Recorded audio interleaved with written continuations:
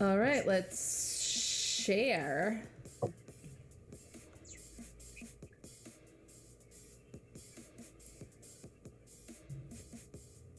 Let's not share that. It's my bank details screen. No, share that to me personally. Send that right over. Please. No, you can do that. No, let's not.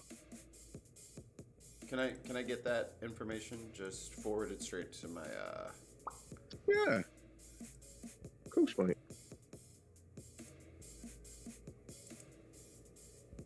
By the way, Jartan, your video earlier, that was quite disturbing.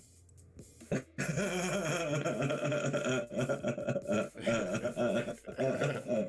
was funny as shit, though. Especially in a fucking kilt.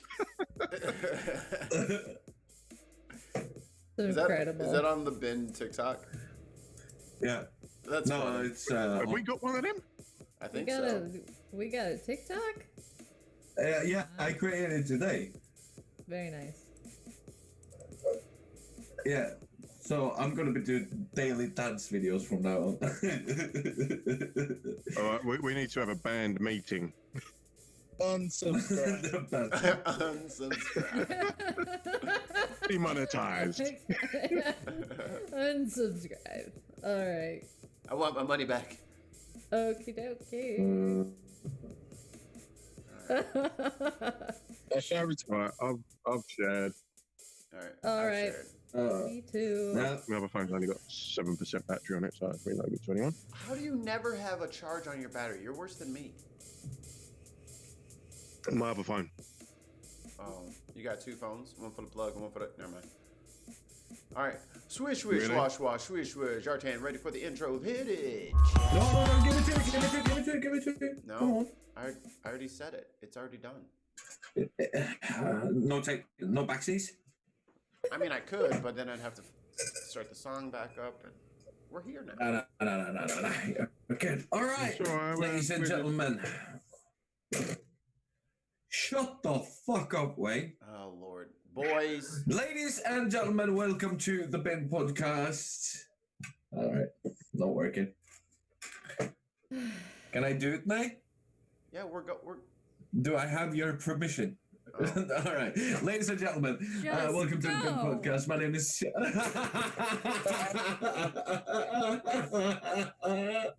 Oh fucking hell! Oh, this is impossible. Welcome to the Ben Podcast. My name is Sharta. I'm here with Brenna. I'm here with Mike. I'm here with Wayne and Curtis, and of course, we got some special treats for you tonight. How do you all do tonight? I'm all right. I feel good. Dun-na-na-na-na-na-na. So, what are we drinking tonight? I am not having alcohol. High quality H2O. I'm drinking Gatorade. I'm on Jacob's Creek. That's what the Shiraz, plants crave. off of Australia. Nice. I have iced tea. Yeah, because it's like noon where you are, right? It's noon, so and I have to work Long later. Island So I'm iced not tea. day drinking. Coward. I wish. All right. And no alcohol for Mikey for some reason. What have you done? I've been consuming a lot of alcohol lately, and I kind of gotta maintain some semblance of like You gotta give a yourself. functioning liver, eyesight. Like I need these things for my day-to-day life, so I can't just drink as much as I have been. I feel like you're saying that. Like it's a bad thing. All right. Because we have a very, very special guest with us tonight, and we want to get to that, but you might remember we had a very beautiful, fantastic lady, and she sent us some video, and we'd like to play that for you right now. So I'm just going to pass it over to Clara. Swish wash. Oh, and then play. Play, damn you. All right, there we go. And play. Hey, Bin Podcast. It's me, Clara. I can't list off all your names because there's too many of you. Can't remember them all. And I'd be here forever if I tried to do it. So I just wanted to send you a little message. As you know, I am a personal development coach. And every week I want to give you a little nugget of something good to add some joy, sparkle, and inspiration to your life. So today I wanted to talk about the topic of self-love.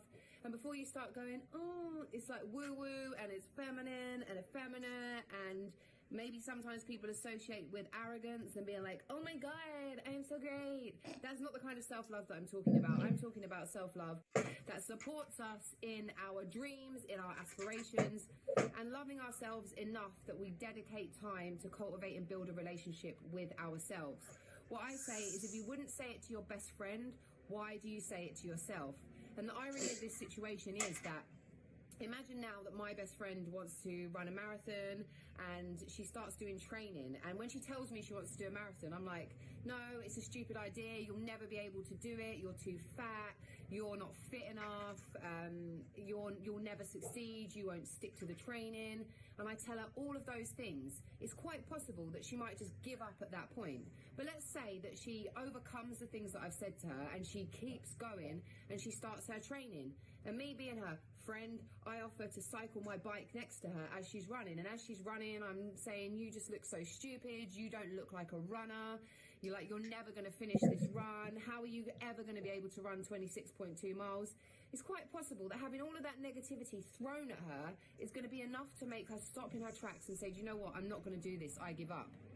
This is what we do to ourselves every single day in the form of self-talk. We have this self-talk that is constantly negative, constantly putting us down. And self-love is about changing that talk so that you have talk in your head that supports you in all you want to do and be. Thank you.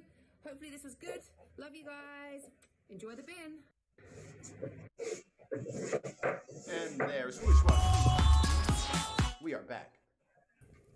And Thank you, we're Clara. back. Thank you, Clara. Clara's so For our nice. little motivational speak up. Yeah. And of course, we're going to link to her social media and everything. Make sure that you check it out. She's also, for all of you men out there, she's doing speed dating on Saturdays. Oh, Jesus. 9 GMT, right? I don't know, Jartan. Haven't you got that penciled into your diary? Yeah. Of course I do. Of course I do. What the fuck do you think? What did it take One me way for? to get to London. Yep. Yeah, baby. But back to today's programming. We got a special guest today. We got Scott LaRock Robinson from Five hanging out with us. Thank you for coming, Scott. How you doing tonight, mate? I'm not too bad. How are you guys? I'm awful. Do you see Well, the Doing all right, man? Doing all right? I have to do a weekly show with Wayne every week. So for 4 Oh, hours, hold on. every Hold week, on. I have to do. Who gets the short end of this stick? You That are. would be He me. lives really near me. Oh, So you might have to work with him, but I have to see him sometimes. Do you know what I Oh mean? my God. Like he knows where I live. He can turn up Oh. on my doorstep at the moment. The only good news for my beer fridge at the moment is he has to social distance, so he's not allowed in. Oh. To be fair, we had a socially distanced beer the other day, and Yeah. he literally came to his front door and threw beer at me, and Really? well, literally. So, was it in a cup? so Scott, was that consensual on your part, or do you feel violated? Well, no. What it is you've seen the size of Wayne's knuckles, plus the size of him. Anyway, I'm scared of him, and basically he said, "I'm going around, give me beer or else." Mm-hmm. And the only But why? He's only. Everybody knows he's only 5'5". well, he's 5'5", but his hands. Oh, Scott, don't you start! Don't you start! His hands are massive, and he looks nothing like the picture on his work lanyard. See. See? Anyway, So Wayne, I know we're No, all. thanks for Scott for coming. Really nice. So That was So great. no. Wait. We have to get to the really important stuff first. can I get that? Can I get that hat? no, That so- bitch is crispy. Ooh, I The like only reason you can't have this hat is because I'm collecting hats at the moment, because at the start of lockdown, I had a man bun, which Wayne very much did not approve of, at all. He kept on, that much so, going back to how threatening he can be, he kept on threatening to come around with scissors and just cut it from the top. Like, basically, that's what we're dealing with. So at the start But of the thing is, we're also dealing with a guy that won Best Haircut 1998 and 1999 in the Smash Hits Poll Winners Party, and then you turn up I and thought you'd never mention that, Wayne. I thought you'd never mention it. I did, but let me tell you something. No. Wait. We had you won best hairdo in 1998 and 9. Don't miss and the next year. and 1999. Wow. 2 years in a row. Sorry, did you say that you just want me to quickly run and show you these awards? One No, second. no. No, you got the awards. Yes. I fucking love it. This is what happens when you encourage the twat. Oh, Yeah, of God. course we do. Of course, that's what we do. We platform people who don't have a platform. That's what we do on this show. Exactly. Small, We're doing them a favour. yeah, smaller acts who just need a leg up. That's what we do. Yeah, Exactly. We're like a stepping stone. yeah. Everybody's welcome here. If you want to come on the show, you have to have more than 15,000 followers. Oh, God. No, I know he legit is going to get them. Well, good. Yeah, They're in- no. Yes. Oh my They're god. gold. They're So gold. this is 98.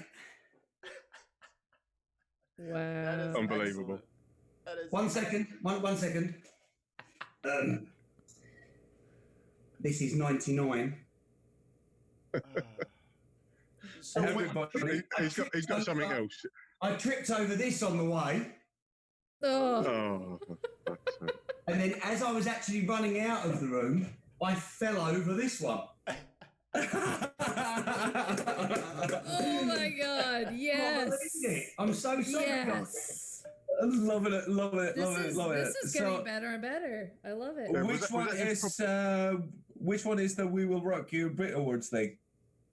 So this, so this is the We Will Rock You, the MTV we done this in Milan. We got this in Milan and we performed.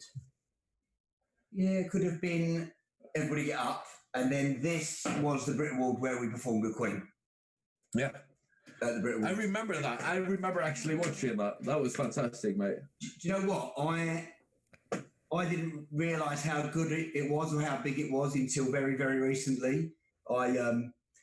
A lot of people say, like in talking to different artists or in different bands, they say they can't watch themselves or they can't even feel that it's them. And I for a long time couldn't do anything like that. And I literally stumbled across it. Someone said to me, "Just watch the Brit Award performance," and I watched it on YouTube like anyone else can.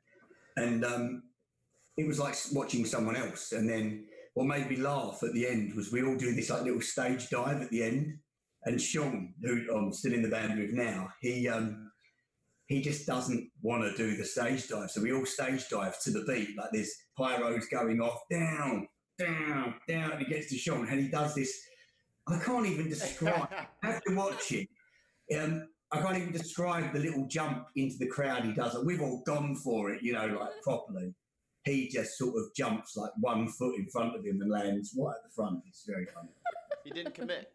Didn't He commit to the did, jump. that's exactly it, Mike. He did not commit. Didn't commit to the jump. You have to commit to the stage dive.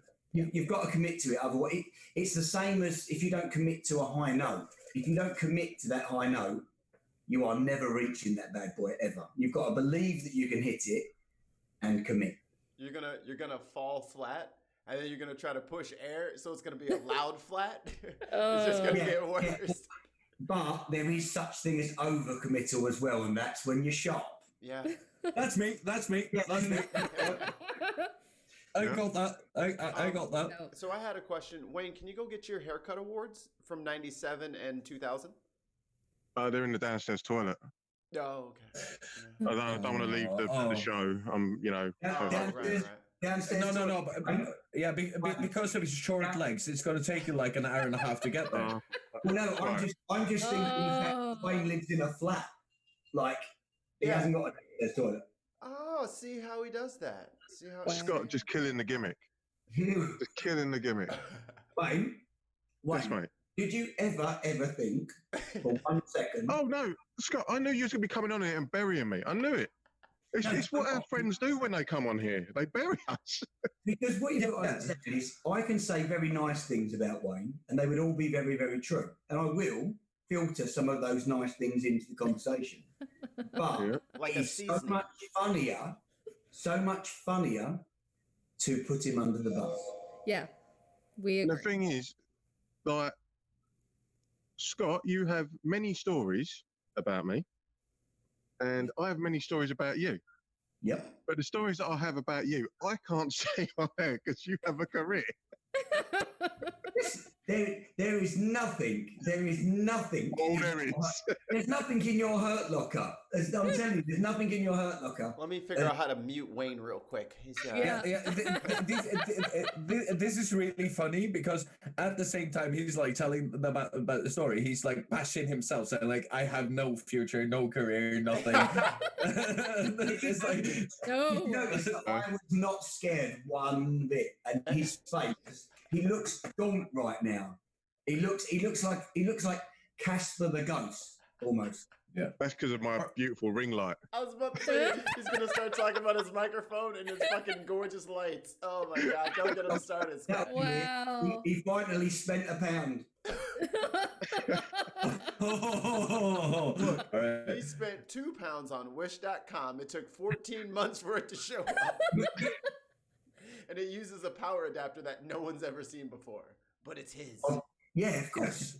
But okay, I've got some actual questions for Scott that I want to get to because I've actually come prepared for once. I want to talk to you about the forming of the band Five and how that came about. From the information that I have, it was advertisement for the singers and dancers in, was it a magazine or so some sort? basically it was a paper called The Stage newspaper, which was pretty much only interested you if you were into that sort of thing, as in like, you know, singing, dancing and stuff. And it was auditions everywhere that you could go to and turn up to. And I had, so the background before that was that I'd been in secondary school in year 7, 8 and 9, and I'd left normal secondary school and I'd gone to a theatre school in London, very well-known one called Sylvia Young Theatre School. My parents wouldn't have been able to afford that at all. And I got a half scholarship into the school. So I was very, very lucky, very fortunate to, and talented, to get across the line and be able to do that. So, you know, a lot of factors went into getting into the school. And so after I left the school, I went for this audition. So I would have been 17, I believe. And I went down to London, and I didn't want to get up that morning. I remember, although 17, I'd had a few drinks the night before. Never. Yeah, I know. Shock, horror. Shock, underage drinking, shock. I'd had a few drinks. In England, No, underage drinking, it's unheard of. It's unheard of. Let's talk about puppies. Because in Sweden, you're just eating backy, aren't you, for fun? Yeah. No, there's no underage drinking in Norway or Sweden ever. We all wait till. That's because it's too expensive. No one wants to buy a pint. It's about 13 quid.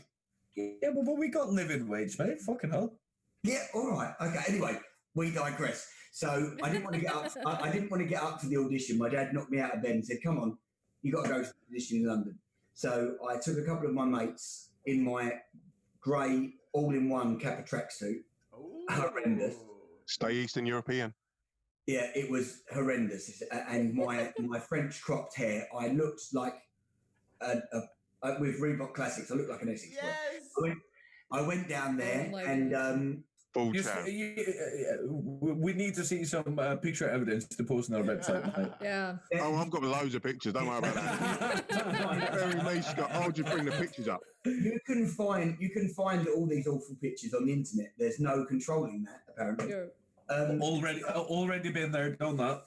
Yes, Exactly. So, and shockingly, in front of me, behind me in queue was Jay, who ended up in the band as well. And we auditioned at Pineapple Studios, which is a very, very famous studio in London. And we got through to a second audition in a studio called No Miss Studio.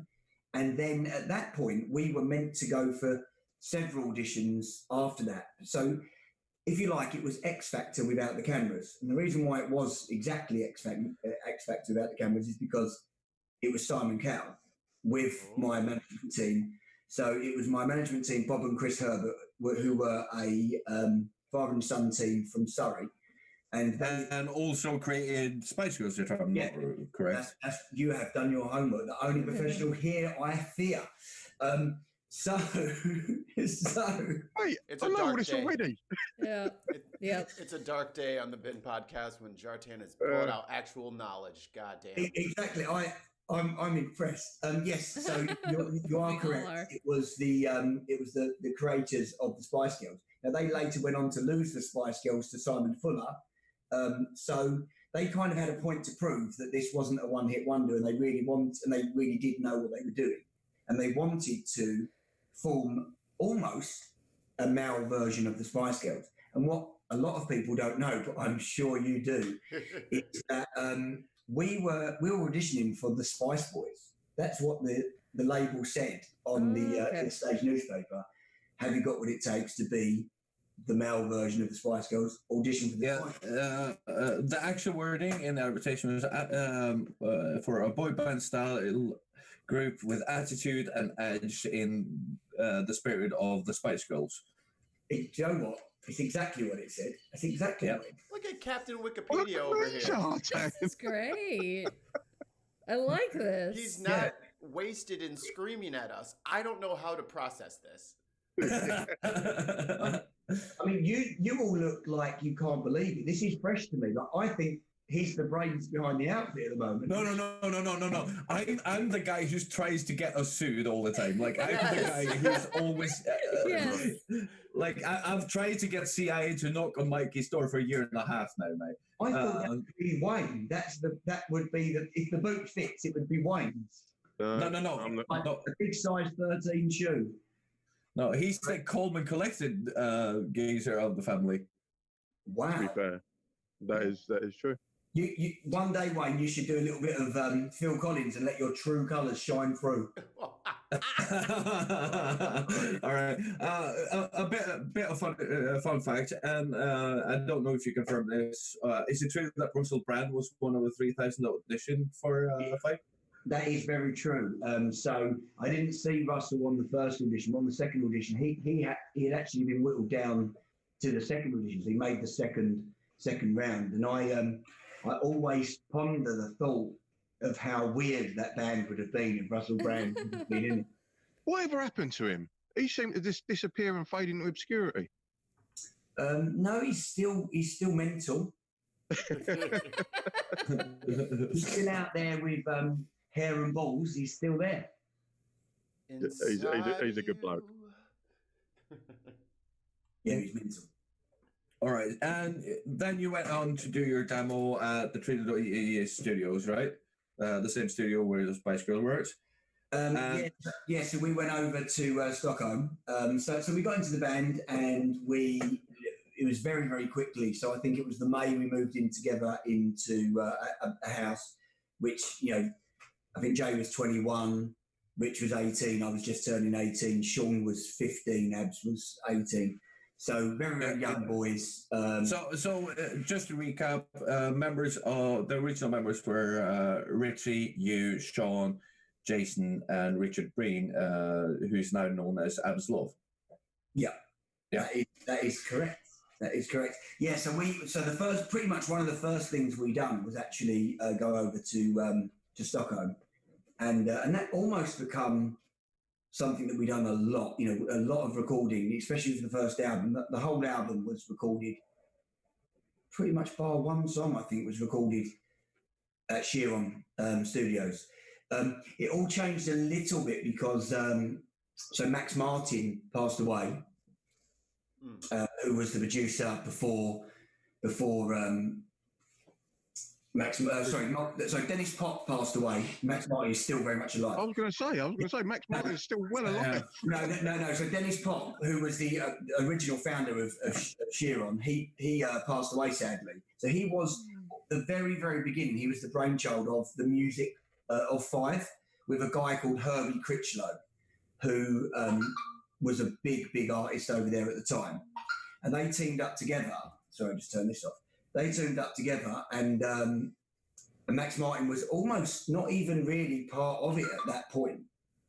And then what happened was when Dennis passed away, Max took the reins really, and we carried on with Max for a long time until the second album we done in Dublin actually. So. Yeah, and you did your debut single "Slam Dunk Da Funk," right? Which topped out as at number 10. It did in the UK charts. Yeah. Full of boy band knowledge here, boys. Yeah. Scott, can I just interject a minute? What did you do when you heard that your song was at number 10 in the charts and you was in a car, I believe? Oh God! Do you know what? You've got me on this one. You undone your window. You played the music. No. So, let's do this. Wayne, tell the story, and then Scott, you confirm or deny. No, but this is before I knew Scott. This is in an interview. Scott was doing, and he said, I played the song really loud. I was hanging out the window, banging on the side of the car, saying, "This is my song. We're at number 10, Ray." Like a proper Essex lout. Yes, you know what?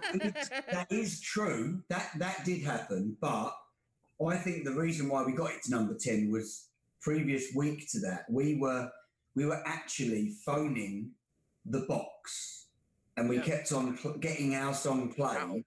That's old.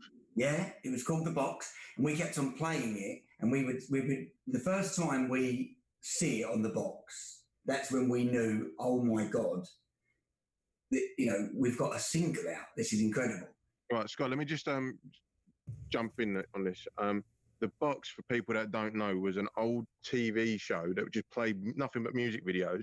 And when you phoned in, you would type in the code for your requested video and your numbers would pop up on the screen and you're just like, oh my God, I've ordered the song. And then you sit there and wait for 3 hours for your song to come on and then lose your shit that your song. It was like a jukebox on the telly. It was quite incredible. Yeah, for music videos. They had that here too. My mom looked me right in the face and said, if you ever order one of those, because I think it was like in the 90s, it was like $4 or $5 to do that. And she's like, don't you do that. Don't you do that. Yeah, we were doing that from our home phone in Surrey. Oh. Right. So it's the thing you do. That was your debut album back in '98, right? Yep. And on contrary to a lot of the British boy bands like Take That and Boyzone, you were kind of more resembled the more American like NSYNC, Backstreet Boys. You had more of a gritty attitude to your music. Even though, don't get me wrong, there was a few ballads in there. I spent 10 hours in the truck today listening to Five. Charlton, do we need to do an intervention? Has it changed you in any way? And he's wearing a kilt. You haven't seen the video because I tagged you in the video where I'm actually dancing to one of your songs outside my truck. I'm looking forward to seeing this video. I sent it to your Facebook inbox. So I need to put my Facebook more. It's on Instagram. It's on Twitter. It's everywhere. I'm a social media. I'm a social media whore. What can I say? We have a message. We have a message from Sally Rayner. Lanzarote Dave said, "Them hair awards are what Kerry got him to make him feel good." Right. Okay. Lanzarote Dave. So basically, Lanzarote Dave is a guy that I met in Wait For It, Lanzarote, and he's a moron. Basically, he's an actual moron. No, he's not. He's a very nice guy, is Dave, and Sally is his partner, and they're basically lying just because they want to be famous for 10 seconds. There it is. Well done. 8, All right. There it was. 9, and there we go. Let's keep it going. Right, let's block them from the chat. All right. Yeah. No, but because it also states that you wrote or co-wrote most of your songs, which was very unusual for boy bands at the time. Can you talk a bit about that, mate? Yeah, so basically, I think they stumbled across it with us because basically when we got into the band, obviously they wanted a certain look. They didn't just want to do the look thing and have no talent. Now, I'm not saying that that's how all boy bands are built, but I would actually say that the lion's share of them are what you look like. Don't worry about what you sound like. There's a front guy, and the rest is fluff. Now, for us, they did actually want there to be talent there. They wanted it to be a little bit gritty and have a little bit of edge. So when we auditioned and Abs and Jay was rappers, it was very clear from the get-go that this was going to be a very, very different boy band. Although a boy band, and we can't shy away from that. Yes, we've done a couple of ballads, but it had so much more to it. And it was one of the first bands that males weren't actually ashamed to say, yeah, I like Five. Yeah, I bought that song because it's really cool. So we sort of broke that mold a little bit, which was amazing to be in a band that has done that, because bands since have actually, the boy band mold has been changed a little. And I even think to the point now where bands are coming back, like Take That aren't as squeaky clean as they were, and they can do these different musics and get away with it. I like to think that that's what we sort of started in the 90s, where we just went, no, you don't have to just sing ballads. You don't just have to wear suits. You don't just have to, stand up for the key change, and it's, Reach and pull. Reach and pull. Exactly. And although we had that in the locker and it was there, I think there's only one other band that I could see myself in, and it'd be Backstreet Boys. It's the only band that I could have been in the Backstreet Boys for the quality of their music, and their sound was a little bit edgier later on in their career. But I disagree, mate. I feel because they can actually dance. No, I feel Nor the do same I, way. mate. Like the only, Nor do I. I feel the same way. The only boy band for me is like Backstreet Boys. I would fit right in there. Me too. Yeah. I think he would fit more into Limp Bizkit, my friend. I'm fucking swimming to excess to kill you for that. I'm swimming to excess to kill you for that. All right, Scott, before we went live, Mikey made reference to the Venga Boys. Didn't you tour with them for a little bit? No, he just said that I'll fit in with fucking Fred Durst and Limp Bizkit. We need to have a discussion about this, me and you, Enough Scott. of you. No, stick it. I can give you an exclusive about the Venga Boys, and that was I got chatted up in a dressing room by one of the Venga Boys, and it wasn't a woman. Wow. He seemed to very much like me, and he was a very nice guy. And it wasn't until a while in I thought, I think he likes me a little too much. Maybe I need to go into my own dressing room. Hey Was guys, I was had just he hanging started out to with lather up, or It's like, hey, I was just talking to one of the Venga Boys. Friendly. So friendly. Yeah. Oh man, what a friendly guy. Okay. He didn't do that with you guys. No, just me. I want to get back to it because Scott gave me a great segue earlier, and I fucking dropped the ball on that. But on the point that you did a lot of your own music, there is a big difference between your first album, then Invincible and Let's Dance, and King Size. King Size is more electronic, more dance music-ish than the previous 3 albums. How did that come about? Well, so that was more change of producer rather than, so basically I think it's just growing with your own sound and sort of finding yourself in the studio a little bit more. There's a little bit of a split in the band as well in terms of people getting on. There was a lot of testosterone going on in that band, and it was well documented on the Big Reunion that we didn't always see eye to eye at all different points in the band. So a lot of the writing in the later albums were being done in Dublin with a guy called Biff, who's, I can't remember, Biff Stannard. You look up Biff Stannard. I thought you were talking about the geezer who's like the baddie in Back to the Future. Yeah, no. So Biff Stannard, if you look his name up, he's wrote a million hits, and his name will crop up with our names across the board. And we actually ended up back in, we was in Norway, me and Rich were in Norway doing some writing with Stargate, who were very big at the time. They were actually up and coming when we started, and they got very big very quickly.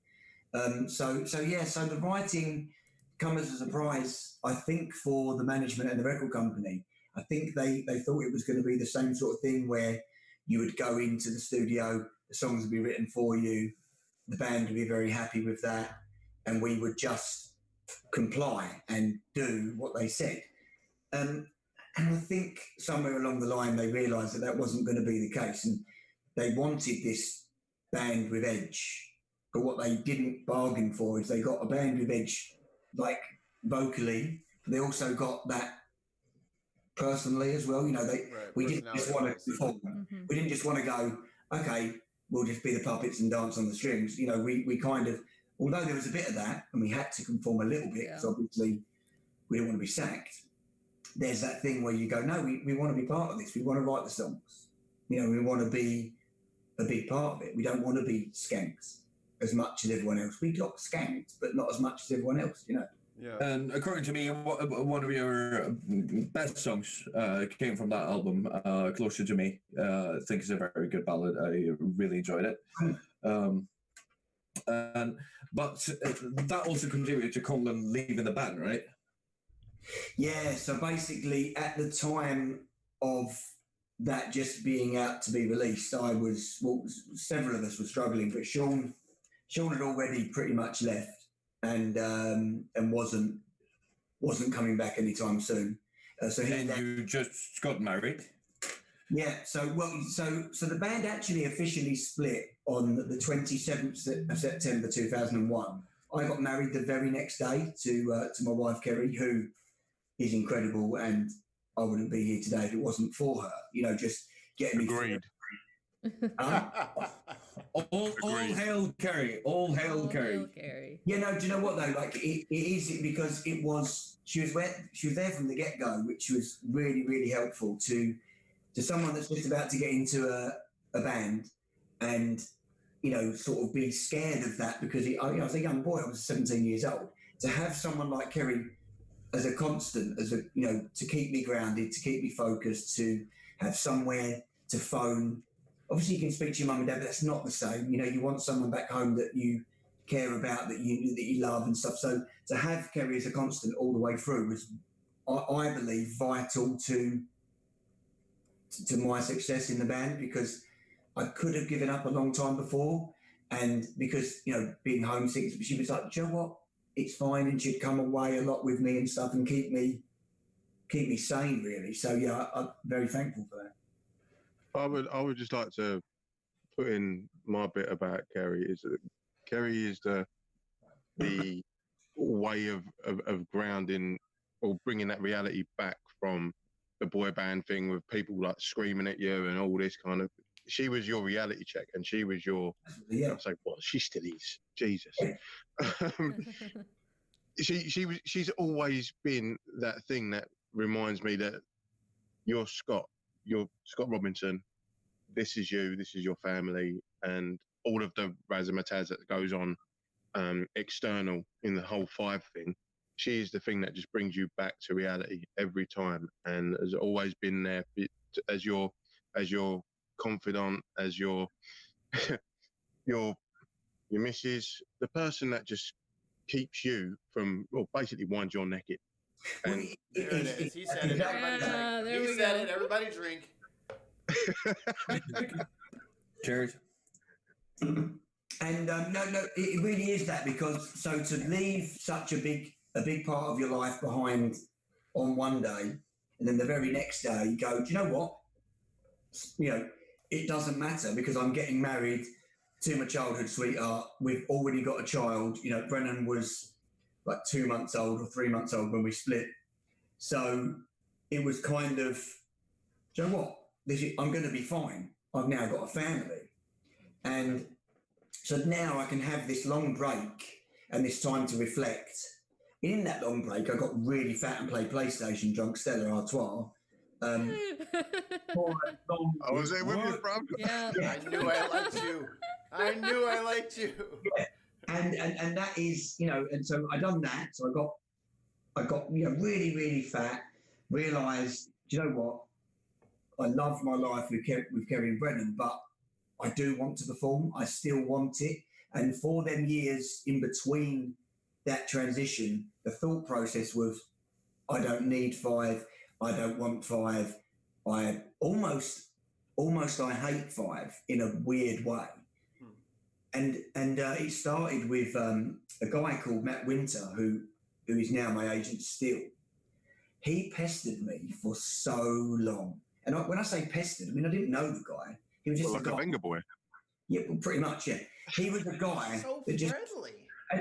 but he was a boy band fan, pretty much a boy band fan. He loved Backstreet Boys, he loves 5, he loves A1. He just liked boy band. He was just a big fan of 90s music, right? But he had so much drive and so much passion that he just relentlessly just sent message after message after message saying, I can make you money, please answer my message. And I'm going years, I picked up the phone and I was like, all right, mate, you've been trying to contact me. And I started doing these gigs and I was on my own as a 1-man 5. And I was doing all these gigs up and down the country, even going abroad and doing these shows. And I wouldn't sing a 5 song, refused. And Kerry was at most of these gigs and she'd go to me like, Scott, it's really good and you sound great, but they are not that interested. And I'd go, no, it's all right. When I sung the fray, How to Save a Life, I see at least 2 people smiling.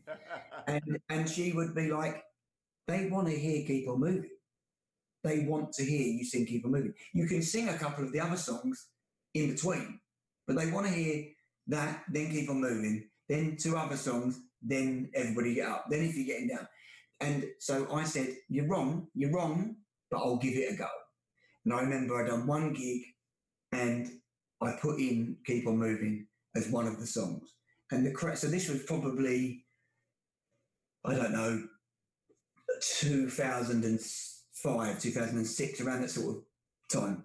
And yeah, like the first time that you tried to reunite. No, sorry, so it would have been even before that. So it's even before that. So it might have even been 2004. And they went mental for it, absolutely mental. And I remember going, wow, like they really, really dig this. They really like it. And obviously, Kerry pointed out that she was right and I was wrong, and we moved on very quickly from that, as you can imagine. And it was that when I stopped hating on 5 and I started to really open my eyes to the fact that you're never better or bigger than what gave you your break. And it's only then when you can go, I love 5, I've embraced it completely. And then you can look back at all the videos and all the things and you can go, oh my God, we did this. Oh my God, we done that. We played to this many people. We made that many songs. We broke this many records. And it's then when you fully appreciate it for the first time, and that would have been after the band, is when you can go, right, now I can move on. So then it was then a process of getting everyone back together. I started with Abs. Abs was in a very, very dark hole at the time when he started doing gigs with me. And at that point, Wayne would have been there, and he was coming to gigs and stuff with us. And so how did Wayne get on to these gigs on the show? I'm so glad you asked. I've been waiting for this. I knew. This is where Scott. Scott has been waiting for this for years. The way you segued into that was incredible. Oh, So here we go. I'm having a family barbecue, minding my own business at the house that I'm sitting in now. I've been here for many, many years. I've lived here for about 20 years now. So Wayne, so this has got to be, Wayne, you have to help me out, maybe 2002? No, it was 2001 because Westlife had just announced their teaming up with Ronan Keating.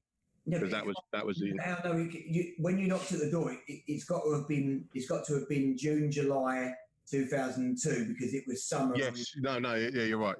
Yeah, Yeah, around that time. It's around sort of May, June, July 2002, and basically Craig David knocks at the door. It wasn't Craig David. It was. I'm walking away. Yeah, I wish I had done that. I'm going to do that now. He didn't walk away. That's the only problem. Did he try to fill you in on anything? Oh, yeah, after 7 days. Yeah, he was speaking for 7 days. So basically, knocked at the door, and Kerry actually answered the door, and it was quite funny because she goes to me, "There's a guy at the door that looks exactly like Craig David. He wants a chat, right?" So I go to the door, and it's all a bit blurry. I go to the door, I talk to him, and he gives me a CD because he's in. Wait for it.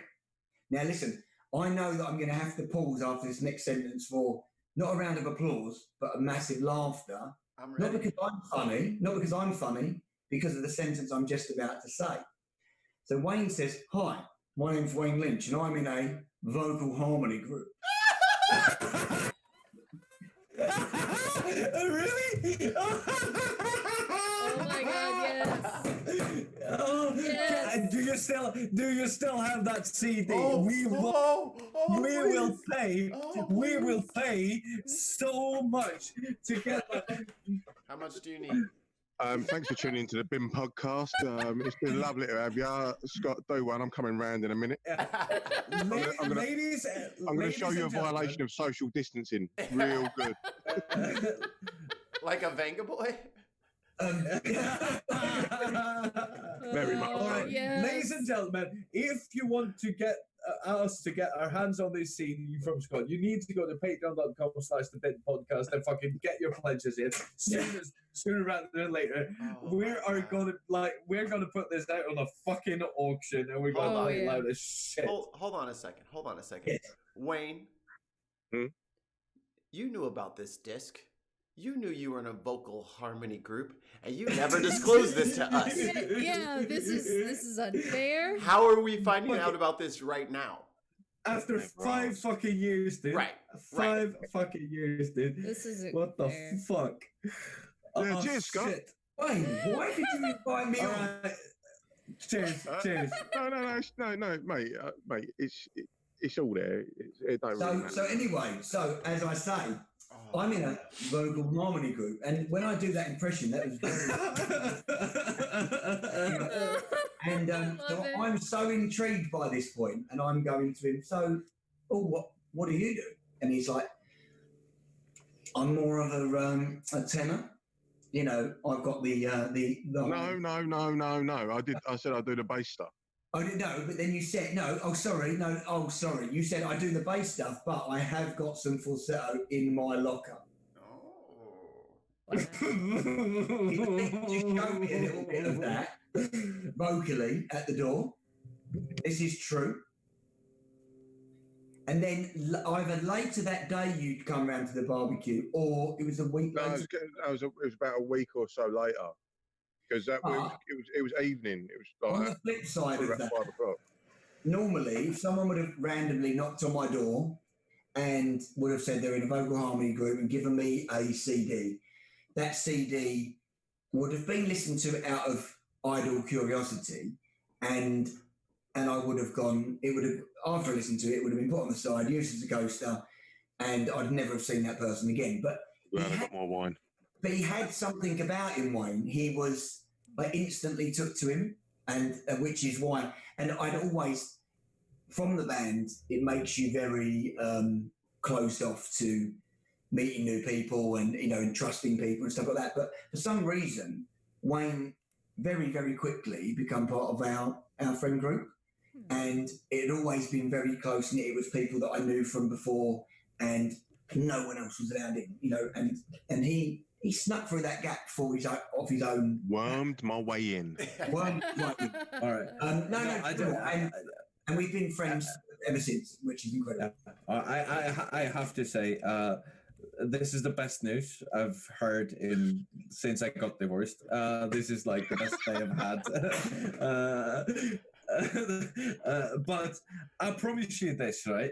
As soon as this fucking Corona shit is over, we're going to be sitting on either your backyard or Wayne's backyard, and we're going to see about the falsettos in his locker. He's got the shit to prove now. I'm not sure they're in the locker anymore. This is the problem. No.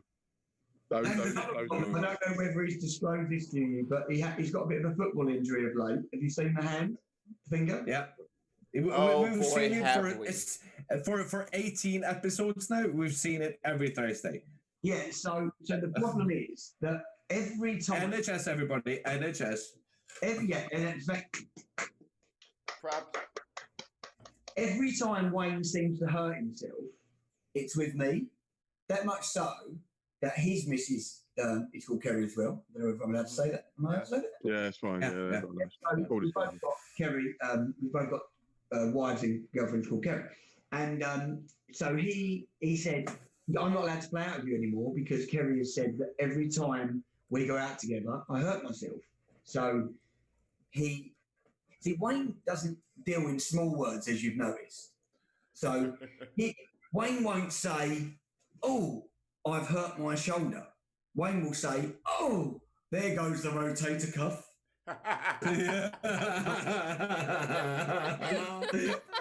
He has to. It's funny because it's true, Wayne. It's funny because it's true. So You would say that. Yeah, so I've he. broken my phalange. Yeah. Exactly. Friends reference, love it. So yeah, he done his rotator cuff at foot, hence shoulder. Then he come back for 1 week only. This is after about a year and a half's break. He's a rotator cuff again. Sorry, shoulder. And then the next time he comes, he does his finger. What's that called? What are we calling that? Phalange. The lane. Calling it phalange, okay. And now he's not allowed. And then he come out for my birthday and he broke his whole head. So we're not allowed to see each other anymore, really, because he's an accident happened. You're on Kerry and Kerry probation, is it? Yeah, pretty much. I'm surprised that when I walked down from your house the other day after you threw beer at me that I didn't get run over. All right. Sorry, keep on going, Sean. No, You know what I was getting at, you know. this is the thing about Wayne, because he doesn't, he's never popped round for one beer ever in his life, ever. and I test him sometimes. He comes in and I think, I wonder if I don't offer him a beer straight away. I wonder how long it'll take him to go, is it okay if I grab a beer? and let me tell you, right, so back in the non-corona days, we're going to call them, I wouldn't, some days after a long day at Where work, the story's going. no, it's a long day at work, he would call it, he wouldn't even, I wouldn't even get the chance to play that game. So I'd walk in and he'd go, do you like to grab a beer? Like there'd be no pause in between the door opening and Wayne saying, can I grab a beer? He likes beer. But this is the thing that he done for me once, which I will thank him forever.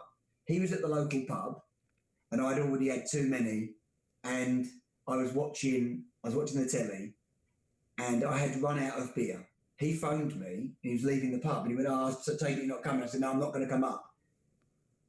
He got me 3 draft beers in a big jug and walked down the hill, my favourite lager, by the way, walked down the hill and delivered that shit to my door. Oh, Look at him. What a guy. so sweet. What a guy. See? What a guy. And you know, and Not just a cunt. Oh no! Listen, he's a massive cunt. But No. He's a short cunt. Yeah. Oh, Oh. No, he's Scott. massive and short. Yeah, we Yeah, yeah. No, He's Scott. almost this is- wider than he is tall. It's a strange Yeah. thing. It's just such a weird thing. It's like You know, can't like, see the difference if you're lying down or if he's standing up. do You you can't remember really the see the thing? difference. It's called He's Weebles taller laying down. wobble, but they don't fall down. Weebles wobble, but they don't fall Yeah. down. That's Wayne. In like a year and a half, Wayne is going to tell us we've been talking to his ass crack for the last like 18 months. I bet you he's Oh, Hang on, right, Scott. I was going to say, because obviously we're getting close to time, but I was going to say, do you want to come and do a part 2? Because obviously there's a lot more stuff that I mean, I've had a great time cutting you off, to be honest, Wayne. So We haven't really, like, the next part that I want to do with you is like the reunion that happened there around 2012 and the reality shows and stuff like that. We're not going to have time to do that tonight, but we would really like to see you back. We've had a great time and it would be Absolutely. fantastic. And of course, it's good to have a I guest have, on who's not only. Oh. I have absolutely, sorry, testing. One second. I Oh. have absolutely no problem doing a part 2, as long Right. as I can make Wayne feel a little bit more inadequate. Can Oh, I, I if can you want to pro- come on every look. week, Yeah. we'll just I have mean, you pop in. We could just be a part of it. Do you reckon? No, Scott. The thing is, like, we've had my friends on. We've had my friends on here for a number of times now. Yep. And it's so good to have somebody else being bashed for once, It is because it is very relieving. It is very relieving. Listen, I've got more up the sleeve about Wayne. Oh no, We you have, believe but you. let's not. We believe you. I think that we're at about an hour now. So here, let's do this. Let's do a small Patreon roll, Miss Brenna, and I'm sure she's super excited to have you back. She's been over there just licking her chops. Been watching you, Brenna. While she's doing that, I'm gonna just Yeah, sure. grab myself something to eat. Okay. Oh, hold on, Wayne. What you eating there, bud? Yeah. I'm just a bit peckish because Kerry's away, so I placed an order at the Basildon Bagel House. Oh. Sorry, the Basildon Bagel Shop. Oh, 1 second. Hang on. Yeah, I an think, award from there. Yeah, I think Scott has got me. I can't believe that, Wayne. Best customer award. I can't believe it. I've also placed an order. Well, from the Basildon Bagel Shop. Well, you know what? It's readily available and right on my doorstep. Yeah, it's a salt beef bagel, which is come from Brick Lane in London, but it's been created in Basildon and delivered to my house. This is amazing. That's what I'm doing now. Mm-hmm. A minute. Actually, I might let Kerry have, but oh no, I've got one for Kerry as well. Brenna, carry on. Talk amongst yourselves. No. Are we getting paid for this? Like, if this advertisement? Like, Yeah, if you No, come to Basildon, we are. You're not. all right. Get paid in Brenna, bagels. mid-roll, baby. All right. So, because we have to do this out, in between our jobs and stuff, we need you to go on to patreon.com/the bin podcast and give us some of your money because this ain't cheap. She's very Bagels are expensive. good. I'm highly talented. No, obviously not. We still have our original 3 Patreons. We have Austin, Dan, of course, Boo-boo. Kristen, Hey. Puffalopagus, Yo. Richard, and Stuart. Stuart. So we need more. We're- And you guys out there in beautiful Facebook World.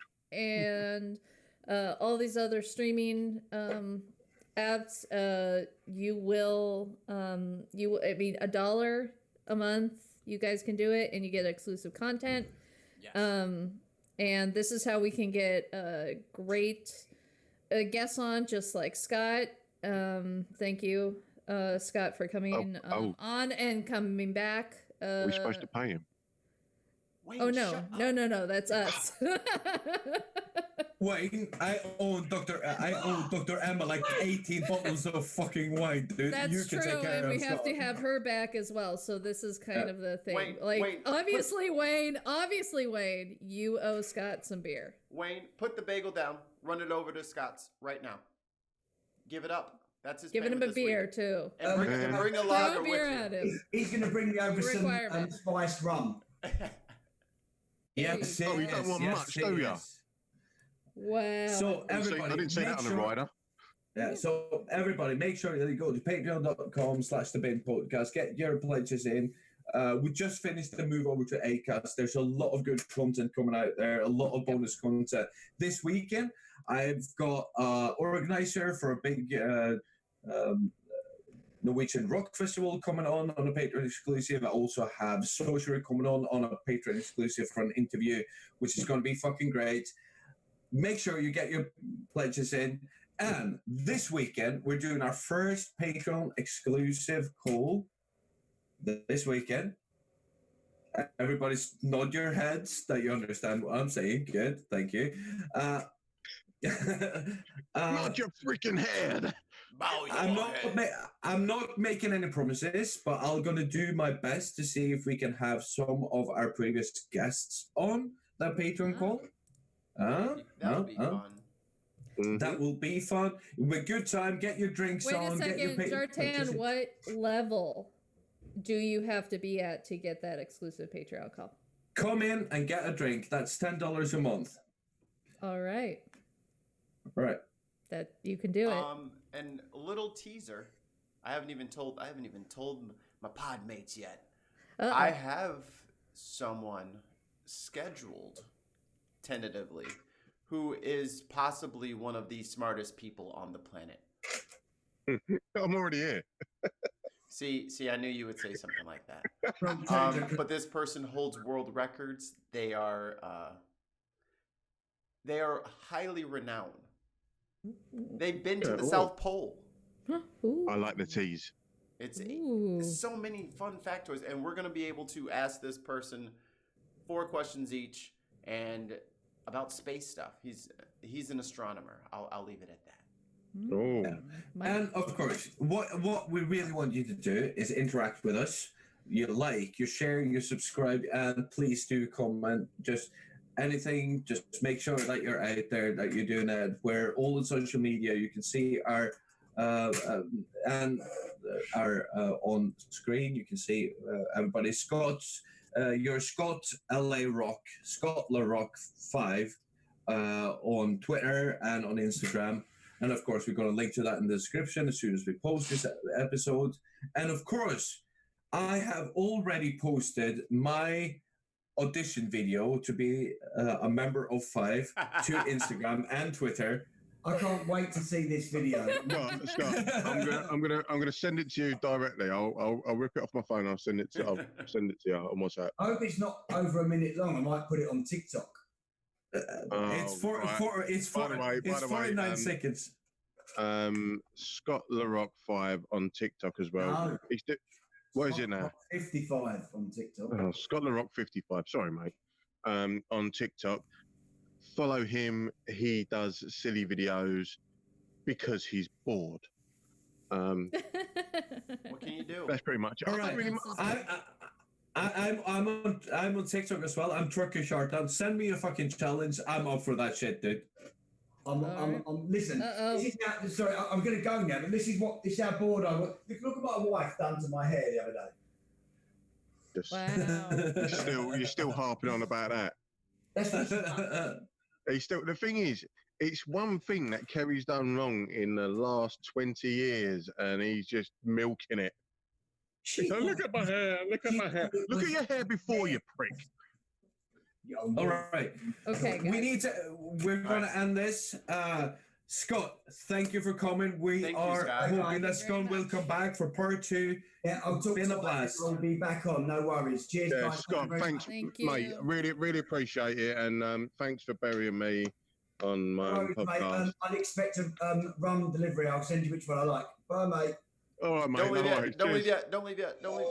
Oh, Yes. he left. All right. Gone. All right. Okay. This has been the Bin Podcast from Wayne, from Mikey, from Brennan, from me, Sharkdown. See ya. Thank you, and good night. See ya. Alrighty. Be excellent to each other. Oh, let me end Too the late. stream before he says it.